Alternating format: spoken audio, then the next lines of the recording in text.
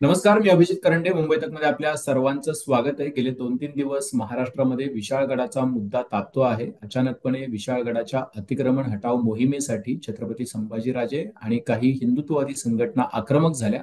त्यांनी विशाळगडाकडे कूच केलं, पण त्यावेळेला तिथे मोठा हिंसाचार झाला. विशाळगडाच्या पायथ्याशी असलेलं गजापूर नावाचं गाव, त्या गावामध्ये सुद्धा तोडफोड करण्यात आली. काही वाहनांचं नुकसान करण्यात आलं, घरांचं नुकसान करण्यात आलं आणि विशाळगडावरती जी अतिक्रमणं होती ती तोडण्यासाठी ही सगळी मंडळी आक्रमक झाली होती. पण नेमका विशाळगडाचा अतिक्रमणाचा प्रश्न आहे तरी काय? रेहमान मलिक यांचा दर्गा जो आहे तो नेमका कुठे आहे? विशाळगडाची स्थिती काय आहे? त्याचं भौगोलिक आणि ऐतिहासिक महत्व काय आहे? या सगळ्याबद्दल जाणून घेण्याची उत्सुकता महाराष्ट्रातल्या सर्वच लोकांना आहे आणि म्हणूनच आपण आज चर्चा करतो आहोत. ते ज्येष्ठ इतिहास अभ्यासक, इतिहास तज्ज्ञ डॉक्टर इंद्रजित सावंत आपल्यासोबत आहेत. सावंत सर, आपलं खूप खूप स्वागत आहे. माझा पहिला प्रश्न असा आहे की विशाळगड नेमका कोल्हापूर पासून किती दूर आहे? तो नेमका कुठे वसलेला आहे? काय त्याची पोझिशन आहे? महाराष्ट्रातल्या ज्या लोकांनी विशाळगड पाहिलेला नाही त्यांच्यासाठी म्हणून मी अत्यंत साधे सोपे प्रश्न त्यासाठी निवडलेले आहेत की कुठे आहे विशाळगड, काय आहे, कुठे आहे गजापूर, आणि विशाळगडावरती जाण्यासाठी आपल्याला किती अंतर आहे, किती वेळ लागतो? विशाळगड हा कोल्हापूरचं जे शहर आहे हम्म. त्या कोल्हापूर शहरापासून 80 किलोमीटर अंतरावर आहे. हम्म. विशाळगडचा किल्ला हम्म. हा इतिहास काळामध्ये हम्म. बंधाऱ्याचा किल्ला म्हणून प्रसिद्ध आहे. बंधारा म्हणजे सह्याद्रीचा जो मुख्य कणा आहे त्याला हा. बंधारा म्हणायचं. हम्म. आणि बंधाऱ्याला लागून असणारा तो विशाळगडचा किल्ला आहे. बर. विशाळगड हा आत्ताच्या भाषेत सांगायचं झालं तर तो साधारण 3,500 फूट समुद्र हम्म. पातळीच्या वर उंचावर तो किल्ला आहे. हम्म.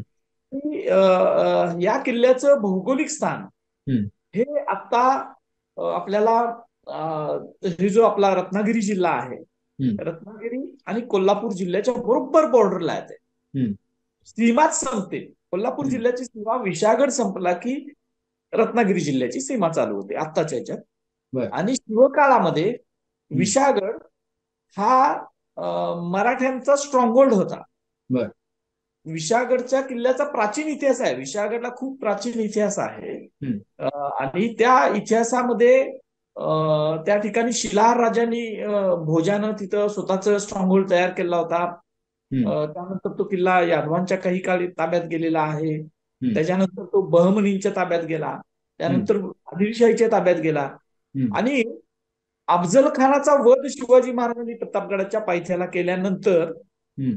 लगेचच महाराजांनी आदिलशाहीच्या मुलकात चौफेर दौड मारलेली होती. हम्म. आणि त्यावेळेला त्यांनी पन्हाळ्याचा किल्ला 28 हम्म. 10 नोव्हेंबरला अफजल खानाला मारलं हम्म. आणि 28 नोव्हेंबरला पन्हाळ्याचा किल्ला जिंकला. हम्म. लगेचच विशाळगडचा किल्ला त्यांनी जिंकून घेतला होता. बर. आता विशाळगड कधी जिंकून घेतला याची तारीख आपल्याला उपलब्ध नाही. पण हम्म. विशाळगड महाराजांच्या ताब्यात त्याच वेळेला होता. कारण हम्म. महाराज ज्या वेळेला नंतर सिद्दी जोहर सलाबत खानाच्या वेढ्यातून पन्हागडावरून निसटले हम्म. त्यावेळेला त्यांनी इथून सुरक्षित ठिकाण कुठलं जायचं जवळचं तर ते हम्म. विशाळगड त्यांनी निवडलेलं होतं. हम्म. विशाळगडची जी भौगोलिक परिस्थिती आहे, हम्म. तर तो सह्याद्रीच्या कण्यापासून सुटावलेला आहे. बर. आणि एका खिंडीद्वारे हम्म. तो सह्याद्रीच्या मुख्य कण्याला जोडला. एक लहानशी चिंचोळी खिंड आहे की हम्म. ज्याच्यातून उतरून हम्म. सगळे किल्ले चढून जावे लागतात. पण अच्छा. विशाळगड हा सह्याद्रीतला असा किल्ला आहे की हम्म. तो तुम्हाला विशाळगडच्या तुम्ही पायथ्याला आला, गजापूर पासून 3 किलोमीटरवर विशाळगडचा पायथा येतो. त्या हम्म. पायथ्याला आला की तिथून खंदक उतरावा लागतो बर. आणि खंदक पार करून विशाळगड चढून जावा लागतो. अच्छा. विशाळगडला 2 दरवाजे आहेत. हम्म. एक पूर्व बाजूला दरवाजे होते. दोन हम्म. दरवाजे म्हणजे दोन्ही बाजूला दरवाजे आहेत. दरवाजे अनेक आहेत.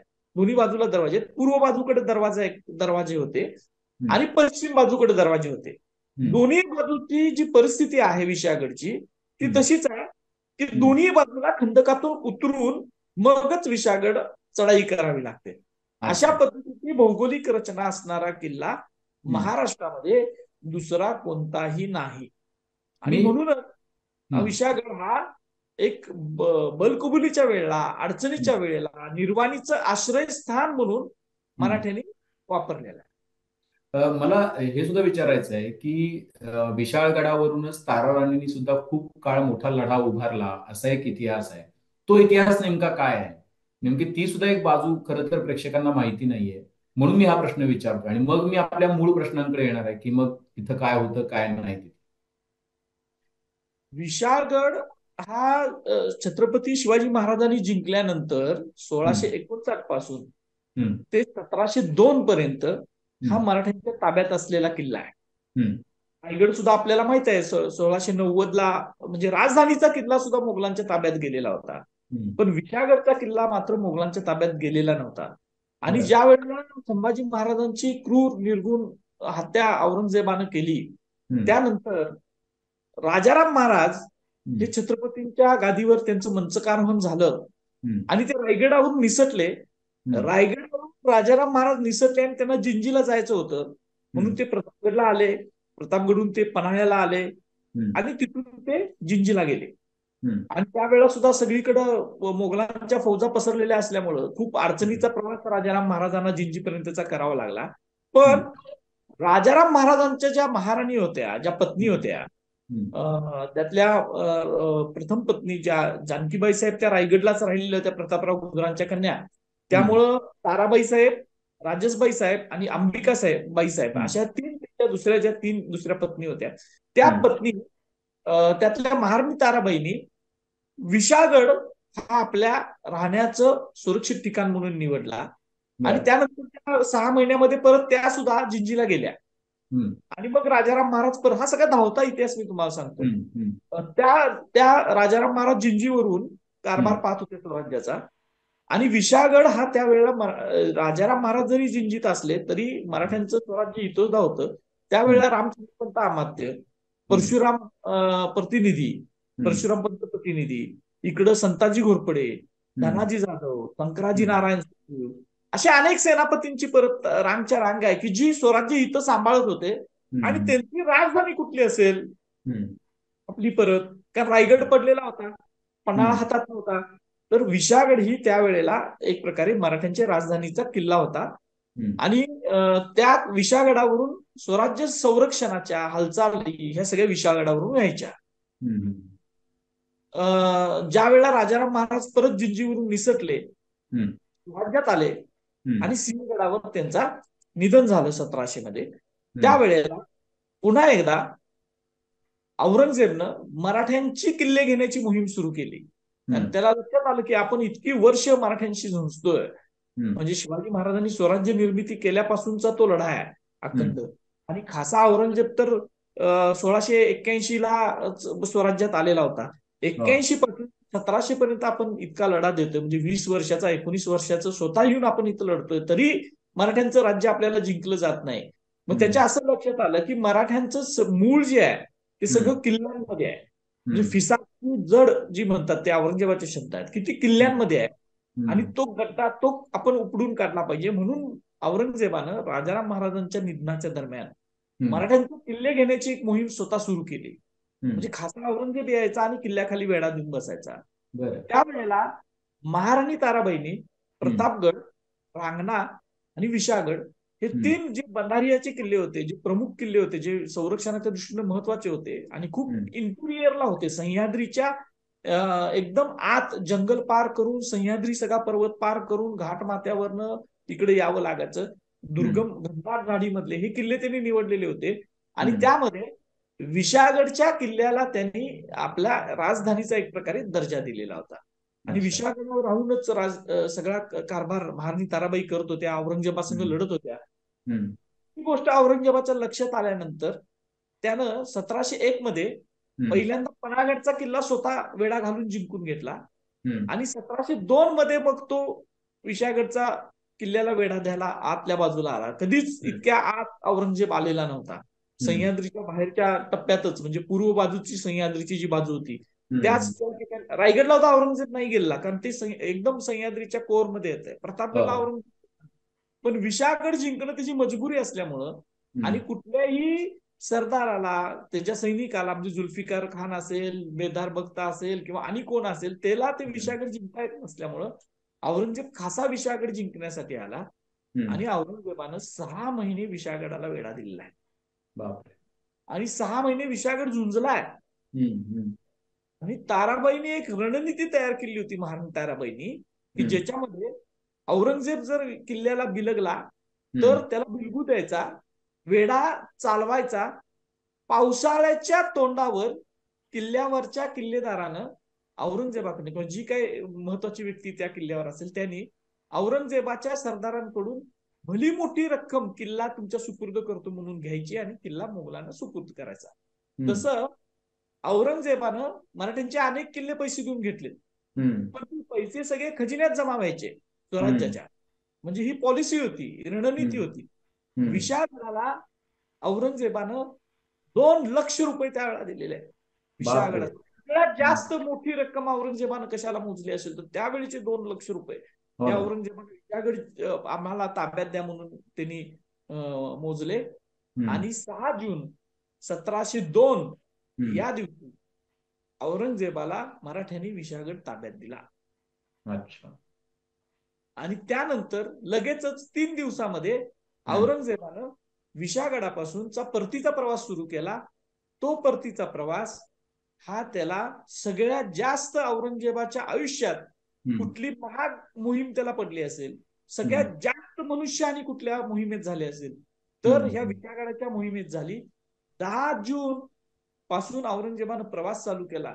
औरंगजेबाचा प्रवास जवळजवळ 1.5 महिने तो प्रवास करतो. बापरे. त्याचा स्वतःचा तंबू गळायला लागला.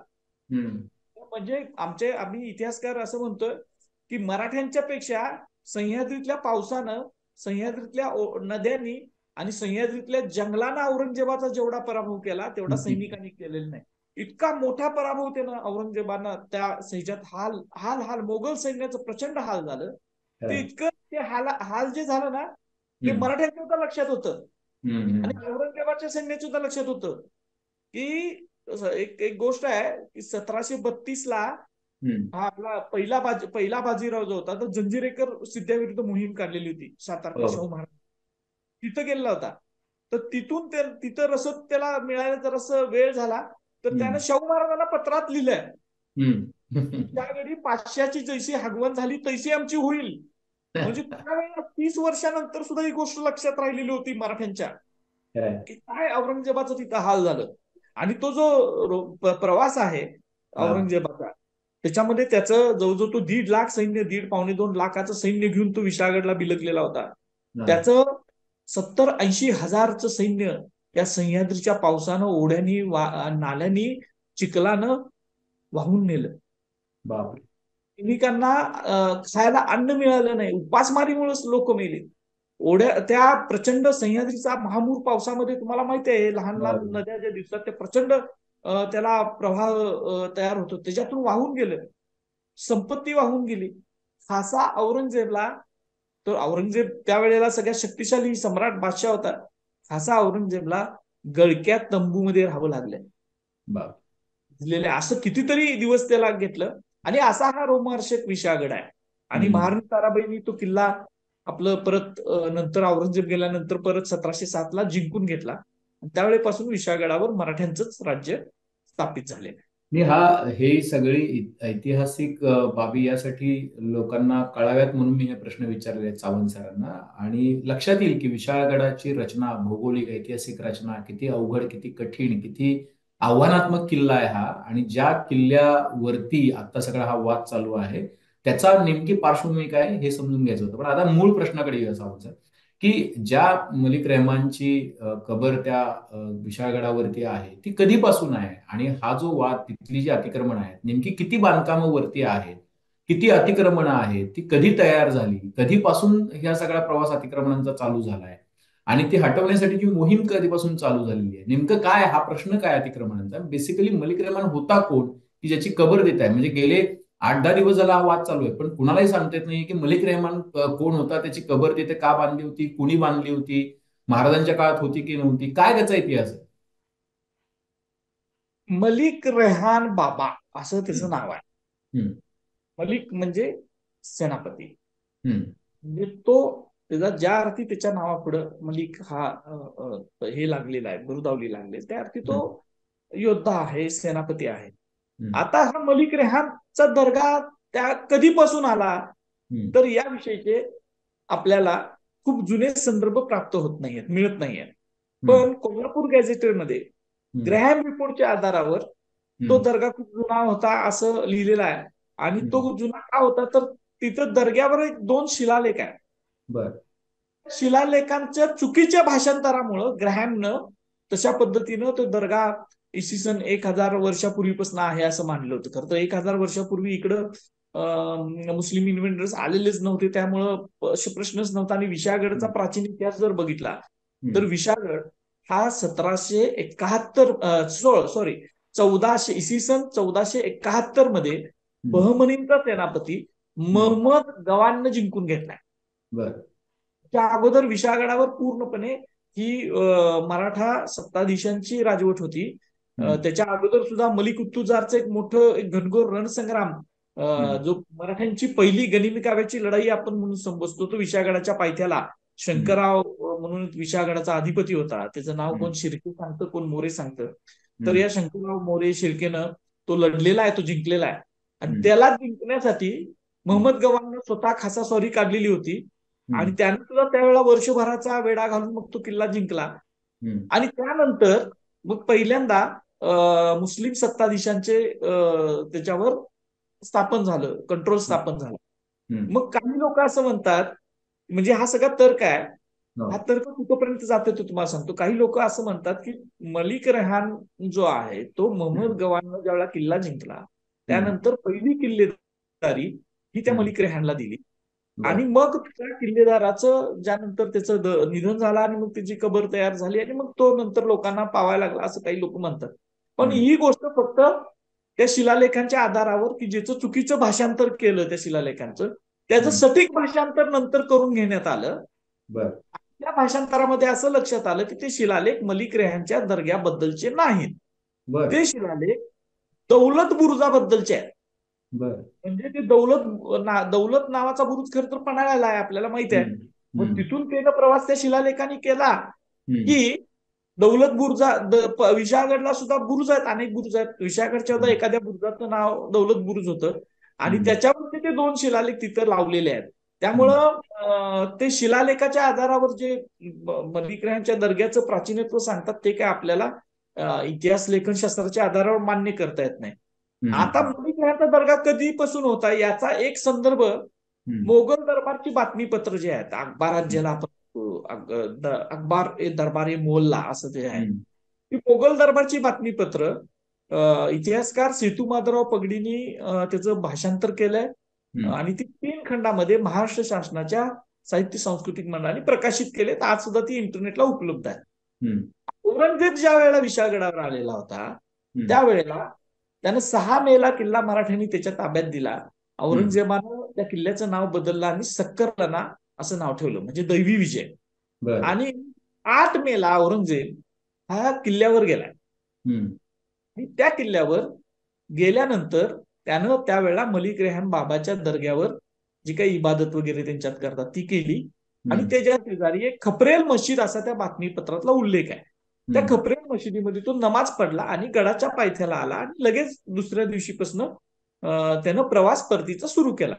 याचा अर्थ आपण असा घेऊ शकतो की औरंगजेब किल्ला जिंकल्या एका दिवसामध्ये किल्ल्यावर जातो, 1-2 दिवसामध्ये, आणि तिथं त्या दर्ग्यामध्ये जाऊन तो इबादत करतो आणि त्यानंतर तो तिथं त्या मशिदीत नमाज पडतो. याचा अर्थ असा आहे की हा दर्गा शिवकाळामध्ये होता.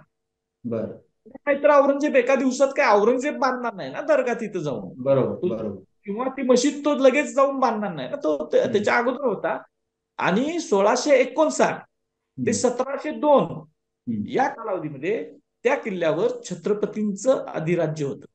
मराठ्यांची स्ट्रॉंग होल्ड होता तो किल्ला. ताराबाईंच्या काळात होता, शंभूराजांच्या ताब्यात होता, त्यानंतर शिवाजी महाराजांच्या ताब्यात होता.